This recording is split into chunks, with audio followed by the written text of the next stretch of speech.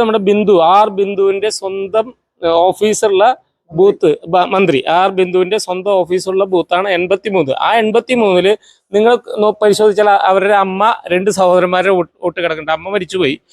ആ വോട്ട് കിടക്കുന്നത് മുഴുവൻ 0 ക്രമ നമ്പറിലാണ്. അപ്പൊ ഇതും കള്ളവോട്ടാണോ? ഇവർ പറയട്ടെ. ഈ അതായത് ഒരു വിഭാഗം മുസ്ലിം വിഭാഗത്തിലെ ഒരു 75ഓളം പേരെ ഉൾപ്പെടുത്തിക്കൊണ്ടാണ് ഇങ്ങനെ കള്ളവോട്ട് ഇവിടെ ചെയ്തിരിക്കുന്നത്. അത് ഒരു ബൂത്തിൽ മാത്രം 75 വോട്ട് എന്ന് പറയുമ്പോൾ അവിടെ കഴിഞ്ഞ ഇലക്ഷനിൽ ആകെ വോട്ട് ചെയ്ത് 668 വോട്ടാണ്. അതായത് 10% മേലെ വോട്ട് കള്ളവോട്ട് അവിടെ അവർ തയ്യാറാക്കിയിരുന്നു. അപ്പോൾ ഒരു ബൂത്താണ് നമ്മൾ ഇത് കണ്ടെത്തിയിരിക്കുന്നത്. ഇതേമാതിരി നമ്മൾ ഓരോ ബൂത്തിലും നമ്മൾ പ്രവർത്തിക്കുകയാണെങ്കിൽ ഇവിടുത്തെ ഇടതുപക്ഷവും കോൺഗ്രസും തമ്മിൽ ഒത്തുപിടിച്ചുകൊണ്ടാണ് ഇവിടെ ഇങ്ങനെ ചെയ്തിരിക്കുന്നത്. നമസ്കാരം. തൃശ്ശൂരിൽ സുരേഷ് ഗോപിയുടെ വിജയവുമായി ബന്ധപ്പെട്ടുകൊണ്ട് വലിയ രീതിയിലുള്ള ആരോപണങ്ങളായിട്ട് UDF-ഉം LDF-ഉം മുന്നോട്ട് വരുന്ന സമയത്ത് ഇതിൽ ഏറ്റവും പ്രധാനമായിട്ട് BJP ഇലക്ഷന് മുന്നേ തന്നെ കള്ളവോട്ട് കൃത്യമായിട്ട് ഇലക്ഷൻ കമ്മീഷനെ സമീപിച്ചുകൊണ്ട് വെട്ടിയിരിക്കുന്ന ഒരു സാഹചര്യമുണ്ട്. അത് വലിയ രീതിയിൽ തന്നെ നമ്മളെ സംബന്ധിച്ചൊരു ഞെട്ടിക്കുന്ന ഒരു കാര്യം തന്നെയാണ്. കാരണം ഇരിഞ്ഞാലക്കുട തൃശ്ശൂർ പാർലമെന്റ് മണ്ഡലത്തിലെ ഇരിഞ്ഞാലക്കുട നിയോജക മണ്ഡലത്തിലെ മുൻ MLA ആയിരുന്ന തോമസ് ചുണ്ണിയാടൻ, അദ്ദേഹത്തിന്റെ ബൂത്തായിട്ടുള്ള 86-ാമത്തെ ബൂത്തിൽ ഇതുപോലെ BJP കള്ളവോട്ട് കൃത്യമായിട്ട് കണ്ടെത്തി കഴിഞ്ഞ വട്ടം 77ഓളം വോട്ടുകൾ വെട്ടിക്കളഞ്ഞിരിക്കുകയാണ്.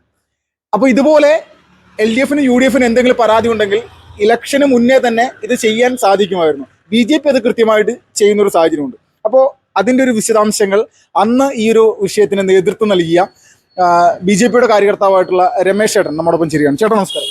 നമസ്കാരം. ചേട്ടാ, ഇപ്പോൾ BJP-ക്കെതിരെ അല്ലെങ്കിൽ സുരേഷ് ഗോപിക്കെതിരെ വലിയ രീതിയിൽ തൃശ്ശൂരിൽ ഇപ്പോൾ ഒരുപാട് ആരോപണങ്ങളായിട്ട് ഇങ്ങനെ നടന്നുകൊണ്ടിരിക്കുകയാണ്. ഈ TN പ്രതാപൻ അടക്കമുള്ള കോൺഗ്രസ് നേതാക്കളും അതോടൊപ്പം തന്നെ CPM-ന്റെയും CPI-യുടെയും സ്ഥാനാർത്ഥിയായിട്ട് മത്സരിച്ച് തോറ്റ സുനിൽകുമാർ അടക്കം. അപ്പോൾ ഈ നിങ്ങളിവിടെ കൃത്യമായിട്ട് കള്ളവോട്ട് വെട്ടിയിരിക്കുന്ന ഒരു സാഹചര്യം ഉണ്ടല്ലോ, അതിൻ്റെ വിഷയങ്ങളൊന്ന് സംസാരിക്കാൻ പറ്റില്ലേ? തീർച്ചയായിട്ടും. കഴിഞ്ഞ ലോക്സഭാ ഇലക്ഷൻ്റെ സമയത്ത് 2024 ഇലക്ഷൻ്റെ പ്രചരണമായി നടക്കുന്ന സമയത്താണ് നമ്മൾ 86-ാമത്തെ ബൂത്തിൽ 75ഓളം കള്ള വോട്ടുകൾ നമ്മൾ കണ്ടെത്തുന്നത്.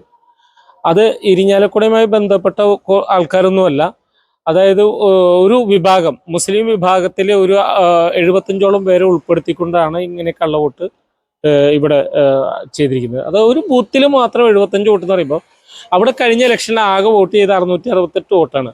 അതായത് 10% മേലെ വോട്ട് കള്ളവോട്ട് അവിടെ അവർ തയ്യാറാക്കിയിരുന്നു. അപ്പോൾ ഒരു ബൂത്താണ് നമ്മൾ ഇത് കണ്ടെത്തിയിരിക്കുന്നത്. ഇതേമാതിരി നമ്മൾ ഓരോ ബൂത്തിലും നമ്മൾ പ്രവർത്തിക്കുകയാണെങ്കിൽ ഇവിടുത്തെ ഇടതുപക്ഷവും കോൺഗ്രസും തമ്മിൽ ഒത്തുപിടിച്ചുകൊണ്ടാണ് ഇവിടെ ഇങ്ങനെ ചെയ്തിരിക്കുന്നത്.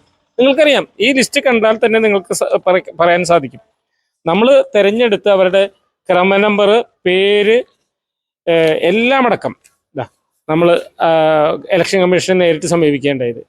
അതായത് ഇലക്ഷൻ്റെ സാധാരണഗതിയിൽ വിജ്ഞാപനം വന്നു കഴിഞ്ഞ് കഴിഞ്ഞാൽ വിജ്ഞാപനം വരുന്നതിന് മുമ്പ് പട്ടിക വരും. ആ പട്ടികയിൽ വോട്ട് ചേർക്കുന്നതിനും വെട്ടുന്നതിനുള്ള അവസരങ്ങളുണ്ടാവും.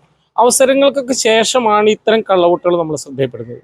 അത് 75ഓളം വോട്ടുകൾ നമ്മൾ ഇങ്ങനത്തെ കള്ളവോട്ടുകൾ ഇവിടെ ഈ ബൂത്തിൽ മാത്രം നമ്മൾ ഈ ഒരു ബൂത്താണ് നമ്മളിപ്പോൾ കണ്ടെത്തിയിട്ടുള്ളത്. ഇതേമാതിരി ആയിരക്കണക്കിന് ബൂത്തുകളിൽ 1275 ബൂത്തിലും ഇതേമാതിരി കള്ളവോട്ടുകൾ ഇടതുപക്ഷവും വലതുപക്ഷവും കൂടി ചേർന്ന് ചെയ്തിട്ടുണ്ടെന്നുള്ളൊരു സംശയമില്ലാത്തൊരു കാര്യമാണ്.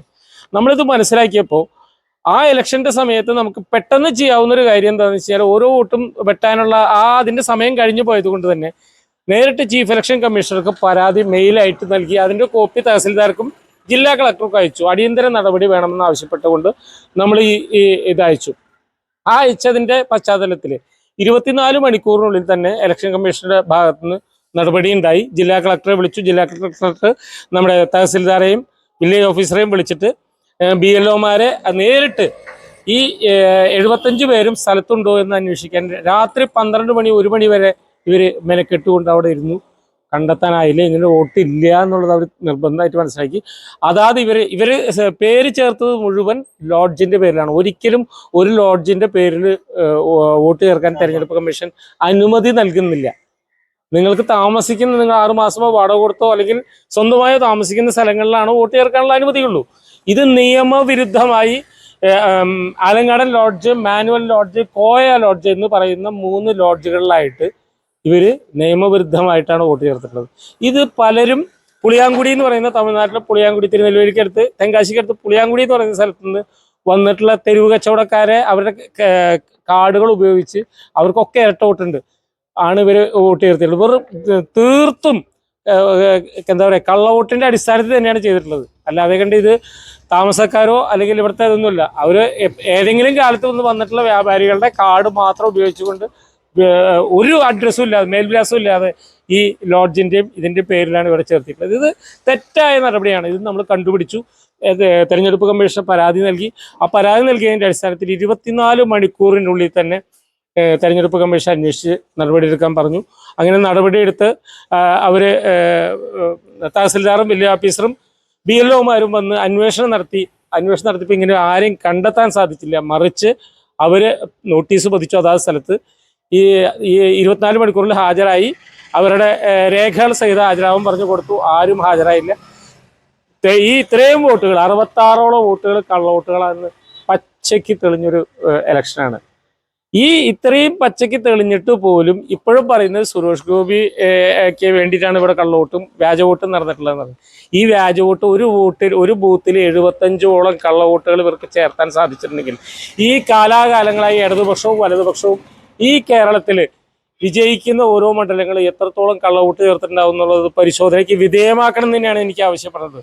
ഈ കോൺഗ്രസിന്റെയും കമ്മ്യൂണിസ്റ്റിന്റെയും കപടം, അവർ ഈ വോട്ടിനെതിരായിട്ടുള്ള അവരുടെ ഈ പ്രക്രിയ, ജനാധിപത്യത്തിനെതിരായിട്ടുള്ള ഈ പ്രക്രിയ നമ്മൾ കണ്ടുപിടിച്ചേ മതിയാവൂ. അതിന് വേണ്ടിയിട്ടുള്ള ഒരു നടപടിയാണ് നമ്മൾ ആദ്യമായിട്ട് കാൽവെച്ചത്. ആ കാൽവെച്ചതിൽ നമുക്ക് വളരെ സന്തോഷമുണ്ട്. ഇത്രയും ആൾക്കാരെ നമുക്ക് ഒഴിവാക്കാൻ സാധിച്ചു. ഇപ്പോഴും അവരുടെ ഒരു 16ഓളം പേരുടെ പേര് ഈ മറ്റു മുനിസിപ്പൽ ഇലക്ഷന്റെ, തദ്ദേശ സ്വയംഭരണ സ്ഥാപന ഇലക്ഷന്റെ കിടക്കുന്നുണ്ട്. അതും നമ്മൾ ഒഴിവാക്കിയിരിക്കും. കള്ളവോട്ടുകൾ നമ്മൾ അംഗീകരിക്കില്ല.